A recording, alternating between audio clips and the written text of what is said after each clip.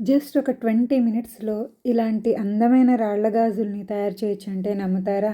నిజమండి. కావాలంటే మీరు కూడా చేసి చూడండి. జై వాసవి. ఇప్పుడు ఈ గాజుల్ని చేయడానికి ఏమేమి కావాలో చూద్దాం. నేనిక్కడ ఓల్డ్ బ్యాంగిల్స్‌ని తీసుకున్నాను. 2 bangles and green colour stoneless తీసుకున్నాను. Dark green same colour clip stones అనేవి కూడా తీసుకున్నాను. మెటల్‌ని గ్లూ మెటల్‌కి B7000 గ్లూ అనేది కరెక్ట్ చాయిస్ అండి. సో, నేను అదే తీసుకున్నాను ఇక్కడ. బ్యాంగిల్ చుట్టూ మనకి స్టోన్ చైన్ ఎంత కావాలో అంత కట్ చేసుకున్నాను.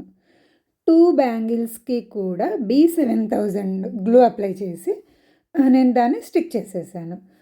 ఎప్పుడైనా సరే మెటల్ బ్యాంగిల్స్ కానీ ఎనీ మెటల్‌కి B7000 అనేది కరెక్ట్‌గా బాగా పనిచేస్తుందండి. తొందరగా కూడా డ్రై అవుతుంది. సో, అందుకని ఇక్కడ బ్యాంగిల్ చుట్టూ స్టోన్ చైన్ నేను అప్లై చేయడానికి నేను B7000 వాడాను. సో, ఇలా నేను 2 బ్యాంగిల్స్ కూడా రెడీ చేసి పెట్టుకున్నాను.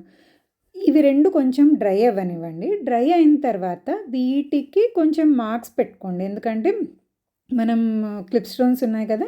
వాటిని ఇక్కడ అతికిస్తామనమాట. సో, అక్కడక్కడ అతికిస్తున్నాను. నేనైతే 8 స్టోన్స్ తీసుకున్నాను. మీకు కావాలంటే ఇంకా ఎక్కువ తీసుకోవచ్చు.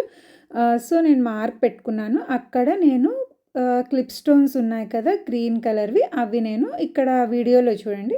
సేమ్ అలా అతికిస్తున్నాను. నేను 8 పెట్టుకుంటున్నాను. మీరు కావాలంటే ఎక్కువ కూడా పెట్టుకోవచ్చు.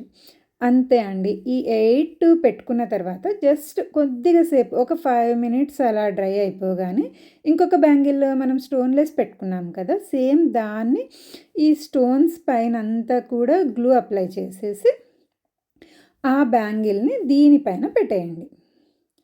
సో, అంతే. తరువాత 2 కూడా బాగా కొంచెం ప్రెస్ చేయండి. అతుక్కొనేస్తుంది. నీట్‌గా కరెక్ట్‌గా సెట్ చేయండి. లేకపోతే బ్యాంగిల్ అటు ఇటు ఉందంటే మనకి ఇవి 2 కలిపి ఒకే బ్యాంగిల్ కాబట్టి కరెక్ట్‌గా ఉండాలి. చూసారా? అవి అతుక్కోగానే కొంచెం సేపు డ్రై అవ్వగానే చూడండి 2 బ్యాంగిల్స్ ఎంత బాగున్నాయో. జస్ట్ సింపుల్‌గా ట్రై చేయండి. ఒక 10-20 మినిట్స్‌లో అయిపోతుంది. ఇంకా ఇలాంటివి ఎన్నో మన ఛానల్‌లో ఉంటే ఫాలో అవ్వండి.